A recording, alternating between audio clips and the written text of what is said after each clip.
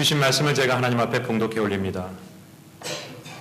야곱아, 너를 창조하신 여호와께서 지금 말씀하시느니라. 이스라엘아, 너를 지으신 이가 말씀하시느니라. 너는 두려워하지 말라. 내가 너를 구속하였고 내가 너를 지명하여 불렀나니 너는 내 것이라. 내가 물 가운데 지날 때 내가 너와 함께 할 것이라. 강을 건널 때 물이 너를 침몰하지 못할 것이며 내가 불 가운데 지날 때 타지도 아니할 것이요 불꽃이 너를 사르리지도 못하리니 대전하는 여호와 내 하나님이요 이스라엘의 거룩한 이요 내 구원자임이라. 내가 애굽을 너의 속량물로 구스와 스바를 너를 대신하여 주었노라. 아멘. 오늘 본문 말씀에 보면 하나의 대상을 놓고 두 이름을 동시에 부르십니다. 하나의 대상을 놓고 두 이름을 부르시는데 그 이름은 야곱아, 이스라엘아, 두 이름을 부르십니다. 야곱이라는 말의 뜻은 속이는 자, 경쟁하는 자. 더 영적으로 구체적으로 이야기하면은 하나님의 뜻, 하나님의 말씀보다는 내 경험, 내 생각, 내 노력으로 살고자 하는 인생을 지칭할 때 야곱이라는 표현을 많이 씁니다. 반면에 이스라엘은 야곱이 야복강에서 새롭게 받은 믿음의 정체성의 이름입니다. 이 이스라엘아라고 했을 때는 이 이스라엘은 내 생각, 내 뜻보다는 하나님의 뜻, 하나님의 말씀, 이를 어떻게 하실까라는 하나님 관점으로 이 인생을 끌고 가는 사람을 지칭할 때 이스라엘아라고 이렇게 호칭을 하게 되죠. 그럼 여러분 한번 말씀을 이렇게 돌아봤을 때 이 오늘 말씀은 죄의 심판에서 회복을 선포하시는 하나님의 약속입니다. 그럼 하나님께서 야곱아, 이스라엘아 이 두 이름을 부르시는 게 맞나요? 아니면은 하나님의 뜻대로 살고자 하는 이스라엘아 이 이름 하나만 부르시는 게 맞나요? 야곱아, 이스라엘아. 근데 하나님은 두 이름을 동시에 부르고 있습니다. 우리는 내가 좋은 것만, 내가 원하는 것만, 또 반대로 내가 싫어하는 것은 그 사람 이름조차도 내가 되뇌기 싫어합니다. 근데 우리 하나님은 어떤 분인가요? 내가 좀 부족하다 할지라도, 내가 좀 연약하다 할지라도, 내가 좀 미련해 보인다 할지라도 지금 이 모습 이대로 우리를 사랑하시는 분이 하나님이 좀 있습니다. 그러니까 동시에 부르시는 거예요. 나 같으면 내 뜻대로 살아가는 이스라엘아 이 이름만 부르고 싶은데 우리 하나님은 있는 모습 그대로 우리를 좋아하시고 사랑하시니까, 그리고 우리가 그의 자녀니까 때는 야곱처럼 좀 어긋난다 할지라도 그래도 끝까지 우리를 사랑하시는 그 마음이 이름에 담겨 있습니다.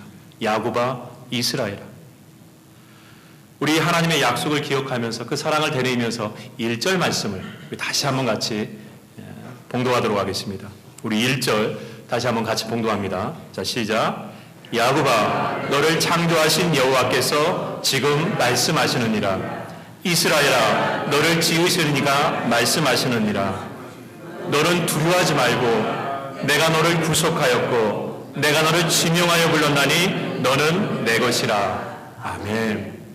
예, 야곱아, 이스라엘아 동일하게 부르시면서 거기서 뭐라고 또 이야기하시냐면은 너는 두려워하지 말라. 내가 너를 지명하여 불렀나니 너는 내 것이라 라고 말씀하십니다. 여러분, 여기서 한 가지 우리가 알아야 될 중요한 사실이 있습니다. 하나님은 우리의 야곱적인 모습, 이스라엘적인 모습 둘 다 동일하게 사랑을 하십니다. 근데 중요한 것은요, 우리의 그 두 모습을 사랑하시지만 그렇다고 해서 우리의 야곱적인 모습이 변하지 않고 계속 야곱의 모습으로 가기를 원하시지 않습니다.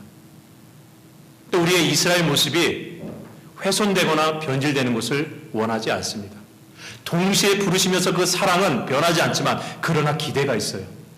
야곱의 삶은 이스라엘의 삶으로, 이스라엘의 삶은 훼손되거나 변질되기를 원하시지 않습니다. 그렇기 때문에 하나님이 우리를 향해서 야곱아, 이스라엘아 라고 부르실 때, 그리고 그 다음에 너는 두려워하지 말라. 내가 너를 지명하여 불렀나니 너는 내 것이라 라고 했을 때는 두 가지 메시지가 있습니다. 내가 야곱처럼 그렇게 속이는 자, 경쟁하는 자, 내 노력으로 살 때 그때 너는 두려워하지 말라. 그리고 내가 믿음으로 이스라엘과 같은 삶을 살아갔을 때 너는 두려워하지 말라 라고 했을 때 같은 한 말씀이지만은 이게 나눠질 수 있습니다. 메시지가 달라질 수 있어요. 내가 야곱적인 인생을 살아갈 때 그때 이 말씀은 뭡니까? 더 이상 속이고 경쟁하면서 살지 말라는 것이죠. 더 이상 야곱의 본성대로 살지 말라는 것이죠. 여러분, 야곱이 왜 에서에게 팥죽을 써가지고 장자권을 얻으려고 했습니까? 원래 장자권은 그가 태어나기 전에 이미 하나님이 약속해 주신 그 약속이었습니다. 그가 노력하지 않아도 이미 하나님 앞에 받은 약속은 장자권이었습니다. 아버지 이삭이 복중에 있을 때, 야곱과 에서가 복중에 있을 때 하나님이 주신 말씀이 이거였습니다. 내 복중에 두 민족이 있구나. 내 태중에 두 민족이 나누리라. 이 민족이 저 민족을 섬기겠고 큰 자가 작은 자를 섬기겠다라고 하면서 장자권이 야곱에 있음을 이미 아버지 이삭이 알았습니다. 그런데 이삭은요, 야곱에게 장자권을 주고자 하는 마음이 없었습니다. 그러니까 야곱이 어떻습니까? 하나님의 약속은 알지만 그가 인간적인 방법으로 마지막까지 그 장자권을 자기가 취하려고 노력을 하죠. 그래서 아버지가 돌아가시기 직전에 어머니 리브가를 통해서 손에 털뭉치를 이렇게 묻힌 다음에 형 에서인 척 하면서 아버지 이삭을 통해서 장자권의 약속을 끝내 받아내게 됩니다. 여러분, 그렇기 때문에요, 야곱이라는 본성이 내 안에 올라오는 경우는 아주 분명합니다. 이건 두려움이죠. 이건 의심입니다. 하나님의 약속을 알아요. 하나님이 나를 통한 하나님의 뜻을 내가 압니다. 근데 현실을 보니까 도저히 그 약속이 그 뜻이 나에게 이루어질 것 같지 않은 그 두려움, 그 불안감, 그 의심이 내 안에 올라올 때가 있습니다. 분명히 약속은 나한테 그렇게 하나님이 약속을 하셨지만은 내 삶의 조건을 보니까, 나를 보니까, 주변을 보니까, 환경을 보니까 이건 도저히 그 말씀을 붙잡고 기다리기에는 이건 아닌 것 같습니다. 그러니까 두려우니까, 의심이 올라오니까 인간적인 방법을 간구하죠. 때로는 속이기도 하죠. 때로는 비열한 방법을 통해서 마지막까지 그것을 내가 얻고자 하는 야곱적인 본성이 왜 우리 안에 없겠습니까? 믿음의 사람이지만 현실을 바라보니까, 믿음이 약해지니까 이건 기다릴 수 없습니다. 이건 하나님을 신뢰할 수 없어요. 그러니까 내가 계산하고 내가 먼저 움직이기 시작합니다. 바로 그때 그 야곱의 본성이 내 안에 올라왔을 때, 그때 이사야서 43장 1절로 2절 말씀을 여러분이 기억한다면, 야곱아 너를 창조하신 여호와께서 지금 말씀하시느니라. 너는 두려워하지 말라. 내가 너를 지명하여 불렀나니 너는 내 것이라. 이 말씀이 뭡니까? 더 이상 속이거나 경쟁하는 삶을 살지 말라는 것이죠. 두려워서 네가 먼저 움직이지 말고, 내가 너를 지었고 내가 너를 지명하여 부르고 세워서 너를 내가 책임지겠다라는 하나님의 강한 의지, 약속이 있기 때문에 더 이상 우리로 하여금 야곱적인 본성으로 살아가지 않도록 하는 하나님의 강한 이 의지의 말씀이 여기에 담겨져 있는 것이죠. 예, 문제 더 이상 바라보지 말라는 것이죠. 그 모든 문제 배후에 내가 있다는 것이죠. 내가 너 만들고 내가 네 인생의 주인인데 내가 책임 안 지겠느냐? 내가 너 만들었는데 내가 책임 안 지겠느냐? 라고 하면서 네 인생의 주도권을 나한테 맡겨라. 그러면 내가 끝까지 네 인생을 책임지겠다는 것이 이 말씀의 핵심이죠. 또 반면에 내가 하나님의 뜻대로 살아가는 이스라엘의 삶을 살아갈 때, 그때 너는 두려워하지 말라. 내가 너를 지명하여 불렀나니 너는 내 것이라. 이 메시지가 어떻게 다가옵니까? 예, 이 말씀은 믿음으로 살아가는 사람에게는 힘입니다. 이건 위로예요. 이건 능력입니다. 여러분, 믿음으로 살아가도요, 내 안에 두려움이 올라올 때가 있습니다. 내가 신앙생활하지만 지칠 때가 있어요. 내가 믿음의 여정을 걸어가지만 때로는 거기에서 멈춰서 한 발자국도 못 갈 때가 있습니다. 그때가 언제냐면은 나만 홀로 이 믿음의 길을 걷고 있다고 느낄 때입니다.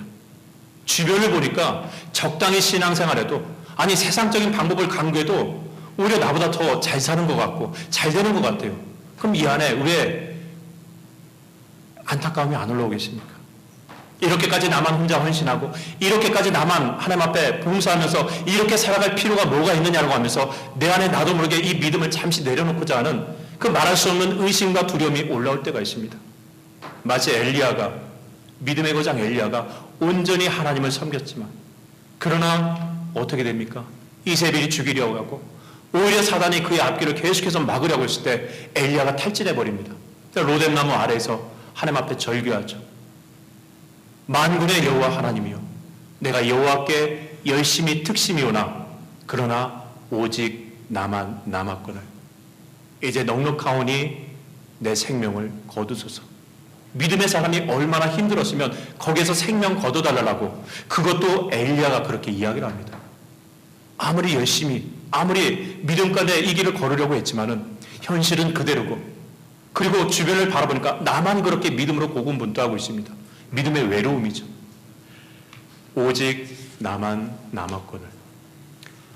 여러분 봤을 때 홀로 믿음의 이 자리를 지키다가 지쳐버린 엘리야를 향해서 하나님이 만약에 이사야서 43장 말씀 1절로 2절을 주셨다면 엘리야에게는 어떤 메시지겠습니까? 이스라엘아, 믿음의 사람아, 내 사랑하는 자녀야, 너는 두려워하지 말라. 내가 너를 지명하여 불렀나니 엘리야 너는 내 것이라. 이 메시지가 로뎀 나무 아래에서 절규하는 엘리야의 심령 가운데서 이 말씀이 메시지가 된다면 그것은 한 가지입니다. 엘리야, 너는 두려워하지 말라. 내가 너를 세우지 않았느냐? 내가 너를 만들지 않았느냐? 너는 내 것이기 때문에 네가 어떤 역경과 시련이 몰려온달지라도 나는 너로 하여금 이 길을 끝까지 걸어가도록 만들겠다라고 하는 하나님의 강한 이 의지가 이 말씀에 담겨져 있다는 것이죠. 그래서 홀로 절규하는 엘리야에게 하나님이 어떻게 하십니까? 천사를 통해서 이렇게 어루만지고 위로하고 끝나진 않았습니다. 떡과 물을 주면서 그냥 보듬어주고 거기에서 힘들지 이렇게 위로만 하지 않았습니다. 뭐라고 하셨냐면은 일어나 먹어라. 내가 이 길을, 이 믿음의 길을 끝까지 다 못 갈까 하노라는 안타까움을 담아가지고 그 안타까움에서 끝나는 것이 아니라 내 믿음의 자녀를 일으켜 세워서 네가 끝까지 이 길을 걸어갈 수 있도록 하겠다라는 하나님의 의지가 거기서 담겨 있죠. 그래서 엘리야가 거기서 일어나서 호렙산으로 마지막 남은 사역을 온전히 다 감당하게 됩니다. 불과 하루 전만 해도 생명을 거둬달라고 말하는 사람인데 그러나 하나님의 그 메시지를 붙잡고 다시 한번 일어나게 되죠. 여러분, 그래서요, 이 이사야서 43장 1절 말씀은 내가 죄의 길로 가고자 할 때, 내 안에 야곱의 본성이 올라오고자 할 때, 그때 더 이상 나로 하여금 죄의 길에 머물지 않고 의의 길로 가고자 하는 하나님의 약속, 하나님의 이 철저한 위로의 능력의 말씀이 우리 안에 자리 잡게 되는 것입니다. 동시에 이사야서 43장 1절 말씀은 내가 믿음의 길을 걸어갈 때, 그 믿음의 여정 가운데서 내가 감당하지 못한 어떤 역경과 시련이 밀려왔을 때 그때 내가 너를 끝까지 그 길을 걷도록 하겠다라는 하나님의 자신감, 하나님의 의지가 거기에 있다는 것이죠. 왜? 내가 너를 지명해 불러서 그 길에 세웠는데 내가 너를 거기에서 지치게 하겠느냐? 아니라는 것이죠. 너는 내 것이기 때문에 내가 끝까지 그 여정을 걷도록 하겠다. 동시에 이사야서 43장 1절 말씀은요, 우리를 믿음의 길에서 넘어지게 하고 우리를 믿음의 길에서 벗어나게 하려는 악한 사단에 대한 하나님의 영적인 선포라는 것을 꼭 기억하셔야 됩니다. 여러분, 이사야서 43장 1절로 2절 말씀을 선포할 때요, 하나님이 이 말씀의 1차 대상은 이스라엘 모든 백성이었습니다. 그 모든 백성에게 이 말씀을 선포할 때 하나님은 백성들 귀에다 대고, 야, 내가 하나님인데 너 두려워하지 마. 내가 너를 지명하여 불렀나니 너는 내 것이라 쏘곤새곤 되지 않으셨습니다. 이 말씀은 모든 사람들이 다 귀에 들리도록, 그리고 그 길을 가로막는 모든 악한 사단마귀가 더 이상 나의 자녀를 흔들지 못하도록 사자의 포효와 같이 외치시는 하나님의 선포라는 것을 여러분 기억하셔야 됩니다. 나한테만 주시는 하나님의 약속이 아니라 나의 인생을 책임지시겠다는 하나님의 그 의지가 나를 흔들려는 모든 사단에게 하나님이 선포하시는 그런 말씀이죠. 제가 그래서 이 말씀을 어제 설교 준비하면서 제 이름을 넣어가지고 한번 선포를 해봤습니다. 내가 박송수를 구속하였고 구원했다는 말이죠. 내가 박송수를 구원하였고 내가 박송수를 지명하여 불렀나니 박송수는 내 것이라.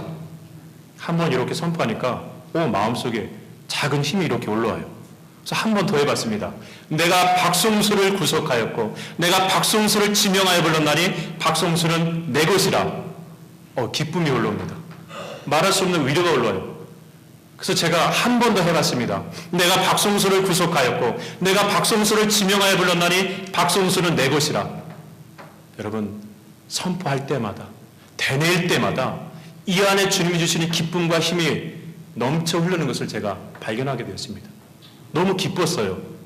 그래서 제가 이 기쁨을 저만 누리려고 했는데 여러분들 표정을 보니까 여러분도 느끼고 싶어 하는 것 같습니다. 제가 기회를 드리도록 하겠습니다. 자, 들어보세요. 이 말씀은 오고 오는 모든 믿음 사람에게 주시는 하나님의 약속입니다. 그러니까 내가 박송수를 구원하였고 라고 했을 때 여러분 이름을 넣으시면 됩니다. 내가 박송수를 구원하였고 내가 박송수를 지명하여 불렀나니 박송수는 내 것이라. 거기에다 여러분들 이름을 넣으시면 됩니다. 자, 기억나시죠? 자, 한번 같이 선포하시기 바랍니다. 자기 이름을 넣고. 자, 시작. 내가 박송수를 구원하였고 내가 박송수를 지명하여 불렀나니 박송수는 내 것이라. 아멘. 이제 알았습니다. 월시턴 감리교회 박송수가 너무나 많고 여러분 이름을 넣으시고 외쳐보세요. 힘들 때마다 내가 야곱의 본성으로 살아갈 적고 내가 믿음의 길을 걸어갈 때마다 주저앉고 싶을 때 지쳐있을 때 여러분의 이름을 넣고 선포해보세요. 선포할 적마다 힘이 나고 선포할 적마다 여러분들 그 길에서 다시 한번 믿음을 추스려서면서 그 길을 갈 수 있는 힘을 하나님이 주시는 점이 있습니다. 근데 우리 하나님은요 이렇게 약속만 하고 끝내시는 분이 아닙니다. 내가 너를 지명을 세웠나니 너는 내 것이다. 약속만 하고 말만 하고 끝내시는 분이 아닙니다. 우리 하나님은요 약속하신 말씀 그대로 우리가 살아갈 수 있도록 우리의 삶에 개입하기 원하시는 분이 하나님입니다. 말만 하고 끝내는 분이 아니에요. 내가 그렇게 살아갈 수 있도록 하겠다라는 하나님의 개입이 있습니다. 그 개입이 그 다음 말씀 2절 3절에 있습니다. 우리 2절 3절 말씀을 같이 한번 봉독하겠습니다. 어떻게 하나님이 개입하시나. 자, 시작. 내가 물 가운데 지날 때 내가 너와 함께 할 것이라. 강을 건널 때 물이 너를 침몰하지 못할 것이며 내가 불 가운데 지날 때 타지도 아니할 것이요 불꽃이 너를 사르리지도 못하리니. 아멘. 야곱아 이스라엘아 너는 두려워하지 말라. 내가 너를 지명하여 불렀나니 너는 내 것이라. 이렇게 선포하고 싶고 난 다음에 그렇게 살아갈 수 있도록 내가 개입하겠다. 어떻게 개입하느냐? 물 가운데 불 가운데. 물과 불은 우리가 인생을 살아가면서 만나게 되는 장애물입니다. 또 신앙생활하면서 부딪히는 신앙의 어떤 역경, 환난, 또 위협을 물과 불에 비유를 합니다. 자, 그때 하나님은 홍해를 가르시듯이 그 물을 가르시고 불을 이렇게 소멸해 주실 수 있는 능력의 하나님입니다. 우리 하나님은요 오늘 말씀을 보니까 그렇게 개입하신다고 하지 않으세요. 물과 불에 그 앞에선 너에게 내가 그 불을 꺼뜨리고 물을 소멸시키는 그런 개입을 하지 않는다고 하십니다. 어떻게 그 삶에 개입을 하십니까? 내가 너와 함께 할 것이라. 내가 너와 함께 할 것이라. 네가 있는 바로 그 시간에 네가 서 있는 그 자리에 나도 함께 있겠다라고 약속하세요. 보이지 않는 개입입니다. 근데 그 어떤 개입보다도 그 어떠한 역사하심보다도 가장 강력한 임마누엘의 약속을 우리에게 말씀하십니다. 성경 전체를 통해 보여주시는 하나님의 가장 강력한 개입, 역사하심은 임마누엘입니다. 하나님이 지금도 나와 함께 계시다라는 이 약속. 내가 감당할 수 없는 그 자리에 누구도 나와 함께 있고 싶어하지 않은 그 자리에 나와 함께 하신다라는 것이죠. 실패의 자리, 두려움의 자리, 그 자리에 나는 너와 함께 있겠다라고 주님이 약속하셨습니다. 여러분 성경에 보면요 이 예언의 말씀이 선포되고 난 다음에 한 100여 년이 흐릅니다. 그러니까 이사야 말씀이 이사야서 43장 1절 2절 말씀이 이렇게 선포되고 난 다음에 한 100여 년이 흘러요. 100여 년이 흐른 다음에는 다니엘 시대입니다. 그때 다니엘의 세 친구 사드락과 메삭과 아벳느고가 바벨론의 포로로 잡혀가게 됩니다. 바벨론 포로로 잡혀갔는데 어느 날 느부갓네살 왕이 금으로 만든 큰 신상을 만들어 놓고 공포를 합니다. 음악이 울리면은 누구든지 이 금신상에 절을 해야 된다라고 얘기를 합니다. 근데 당연히 사드락과 메삭과 아벳느고는 하나님의 사람이기 때문에 절하지 않죠. 근데 그게 알려져 가지고 느부갓네살 왕이 풀무불에다가 집어 던지려고 합니다. 근데 집어 던지려고 하는데 이 사람들이 지혜롭고 똑똑하니까 기회를 한 번 더 줘요. 야, 사드락과 메삭과 아벳느고야, 한 번만 더 절하면 내가 살려주겠다. 한 번 더 회유를 합니다. 그때 사드락과 메삭과 아벳느고가 눈 하나 깜짝하지 않고 이렇게 얘기합니다. 왕이여, 절대로 왕의 금신상에게 절하지 않겠나이다라고 탁 이야기를 해버립니다. 이 정도 믿음이면 그 풀무불 하나님이 꺼뜨려야 되지 않습니까? 비를 내시고 강풍을 부르셔 그 풀무불을 꺼뜨리시는 것이 이런 믿음을 보인 사람들에게 하나님이 개입하시고 역사하시는 모습일 겁니다. 느부갓네살을 아예 치든지. 하나님은 그 자리에서 침묵하세요. 오히려 느부갓네살이 일곱 배나 더 타는 풀무불을 준비하도록 합니다. 그리고 사드락과 메삭과 아벳느고를 집어 던집니다. 그 불이 얼마나 뜨거웠는지 던진 사람이 타버렸습니다. 자, 떨어졌어요. 그 불 가운데 떨어졌습니다. 떨어졌는데 들어갈 땐 사드락과 메삭과 아벳느고였는데 느부갓네살이 가만히 보니까 한 명이 더 거기 있는 것입니다. 4명이 있는 거예요. 가만히 보니까 하나님이 그 자리에 천사를 통해서 함께 계시죠. 그리고 나오죠. 사드락과 메삭과 아벳느고가 나올 때는 머리털 하나 끄슬리지 않고 타는 냄새 없이 그 자리에 딱 나오게 됩니다. 이사야서 43장 2절 말씀. 이스라엘아, 너를 지으신 이가 지금 말씀하시느니라. 너는 두려워하지 말라. 내가 너를 지명하여 불렀나니 너는 내 것이라. 네가 물 가운데 지나갈 때 물이 너를 침몰하지 못할 것이고 네가 불 가운데 지나갈 때 내가 너와 함께 할 것이라. 불꽃이 너를 사르리지도 못하리니. 예, 하나님은 그 가운데 함께 계셔서 그 사드락과 메삭과 아벳느고가 믿음의 길을 끝까지 걸어갈 수 있도록 그들을 붙잡아주고 계시다라는 것이죠. 하나님의 동행하심. 한 가지 더 말씀드릴게요. 모래 위의 발자국이라는 이야기가 있습니다. 근데 어떤 사람이 꿈을 꿨어요. 꿈을 꿨는데 이 해변길을 걷게 됩니다. 해변길을 걷는데 자기 옆에 예수님이 함께 이렇게 그 해변길을 걸으세요. 그러니까 해변길을 걷다 보니까 뒤에는 발자국이 이렇게 찍히게 됩니다. 그러니까 예수님하고 나하고 같이 발자국이 이렇게 찍히게 되는 거예요.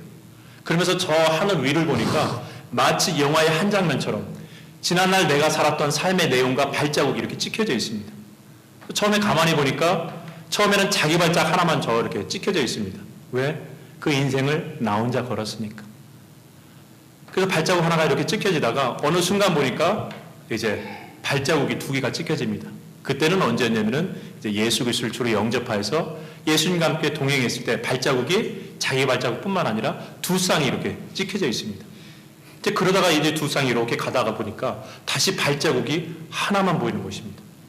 근데 이 사람이 가만히 생각해 보니까 이 발자국이 하나 찍혔을 때가 언제였냐면은 내가 가장 힘들어했을 때, 너무나 힘들어가지고 그때 정말 예수님이 필요했을 때 그때 예수님은 없고 내 발자국 혼자만 있는 거 딱 발견하니까 옆에 있는 예수님을 이렇게 딱 쳐다보면서 자르보지 못하고 섭섭함을 예수님께 토로합니다. 예수님, 내가 예수님을 처음 만났을 때, 그래서 예수님을 따라가려고 했을 때 그때 예수님은 저에게 분명히 말씀하셨습니다. 약속하셨습니다. 내가 너와 함께 하겠다라고. 그래서 주님과 믿음으로 동행하면서 걸어왔는데 저 때를 가만히 보니까 저 때는 주님, 내가 가장 힘들 때였습니다. 내가 너무나 아파할 때였습니다. 그때 다른 누구보다도 나는 예수님이 필요했는데 그때 주님은 어디 가셨나요? 왜 나만 그 길을 걷게 하셨냐고 하면서 섭섭함을 예수님께 토로를 합니다. 근데 예수님이 이렇게 바라보면서 이렇게 얘기하시죠. 사랑하는 아들아, 그래 나도 그때가 기억난다. 그때 너가 너무 힘들어서 한 발자국도 걷지 못해서 주저앉았었다. 나는 너를 업고 걸었단다.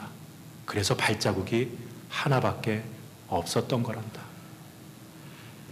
예, 때로는 사드락과 메삭과 아벳느고처럼 불과 같은 시험 속에서 나와 함께 하시는 하나님의 은혜를 경험할 때가 있습니다.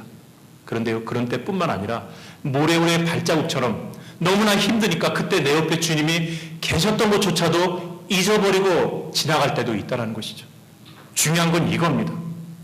하나님은 언제나 우리와 함께 계셨다는 것. 내가 응답 받았을 때만 하나님이 나와 함께 계시지 않았습니다.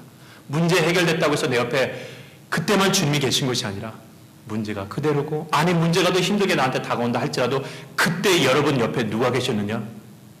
예수님이 계셨다는 것을 여러분 꼭 기억하셔야 될 점 있습니다. 복음성가 중에 주만 바라볼지라라는 찬양이 있습니다.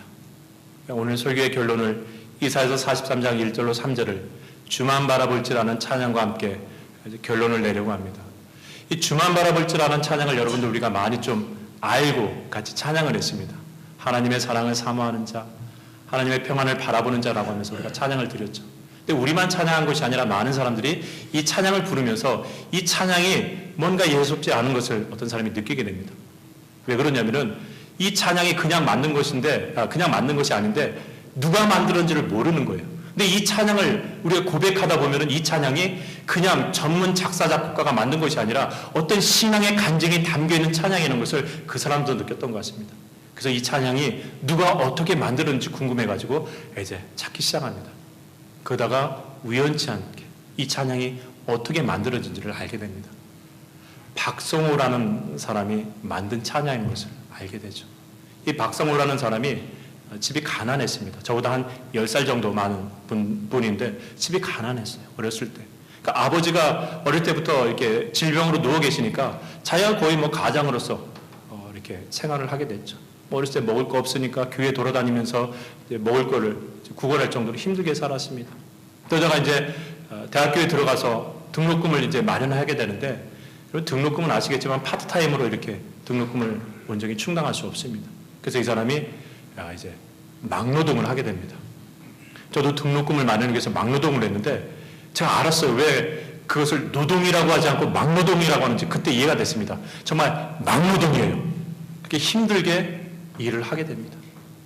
이게 그날도 이제 일을 끝내고 밤늦게 터벅터벅 가서 지하에 있는 자기 방에 이렇게 누워 있는데 창가에 그 별빛이 이렇게 내리쬐으면서 자기한테 이렇게 내리쬐어 있는데, 그때 박성호라는 분이 무엇을 느꼈냐면 그 별빛이 나를 어루만져 주시는 하나님의 손길이라는 것을 그가 이렇게 되뇌이게 됩니다. 그러면서 자기 입술에서 그간 잊어버렸던 예수님에 대한 고백을 기도와 같이 하게 됩니다. 우주 만물을 지으시고 인간을 창조하신 하나님, 이 박성호를 만드셔서 자녀 삼으신 하나님, 지금까지 지켜주시니 감사합니다. 이 어려운 환경에서 내가 기도하지 못하고 신음할 때 그 신음도 일일이 다 들어주시는 하나님, 나와 함께 하시니 감사합니다 라고 이렇게 고백하면서 그 하나님의 은혜가 너무나 감사한 거죠. 나는 내 삶이 너무나 힘들어서 주님이 내 옆에 없는 거라고 생각했는데 가만히 돌아보니까 주님은 여전히 그 자리에 계셨고 나는 그것을 환경 때문에 바라보지 못했다는 것을 이 사람이 깨닫고 다시 한번 하나님 앞에 감사를 올립니다. 그러면서 그 기도가 끝마치면서 흥얼흥얼 하나님을 다시 한번 찬양했는데, 그 찬양이 바로 주만 바라볼지라는 찬양이었습니다. 하나님의 사랑을 사모하는 자, 하나님의 평안을 바라보는 자, 너의 모든 것 창조하신 우리 주님이 너를 얼마나 사랑하시는지, 하나님께 찬양과 경배하는 자, 하나님의 선하심을 닮아가는 자, 너의 모든 것 창조하신 우리 주님이 너를 자녀 삼으셨네. 하나님, 사랑의 눈으로 너를 어느 때나 바라보시고 하나님, 인자한 기로서 언제나 너에게 귀를 기울이시니 어둠의 밝은 빛을 비춰주시고 나의 작은 신음에도 응답하시니 너는 어느 곳에 있든지 주를 향하고 주만 바라볼지라. 하나님의 사랑을 사모하는 자, 하나님의 평안을 바라보는 자, 너의 모든 것 창조하신 우리 주님이 너를 얼마나 사랑하시는지, 하나님께 찬양과 경배하는 자, 하나님의 선하심을 닮아가는 자, 너의 모든 것 창조하신 우리 주님이 나를 자녀 삼으셨네. 하나님 사랑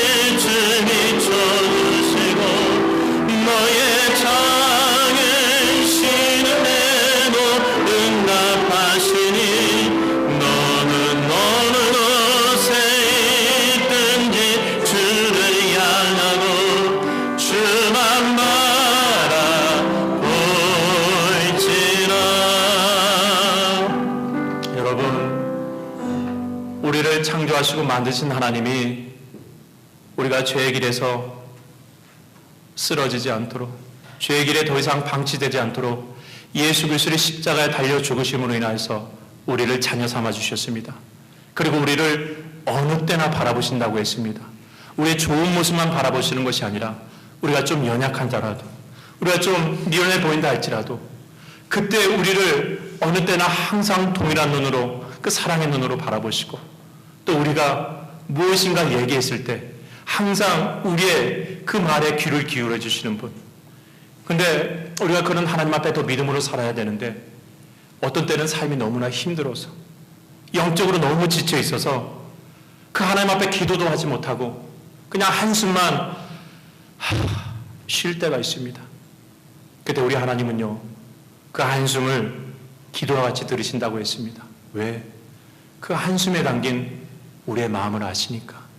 그 한숨에 담긴 우리의 연약함을 아시니까. 예, 믿음으로 살고 싶었습니다. 나도 믿음으로 하나님 앞에 더 가까이 나가고 싶었지만 너무나 힘들어요, 그 길이. 영적으로 지쳐 있습니다. 안 돼요. 그래서 신음만 나옵니다.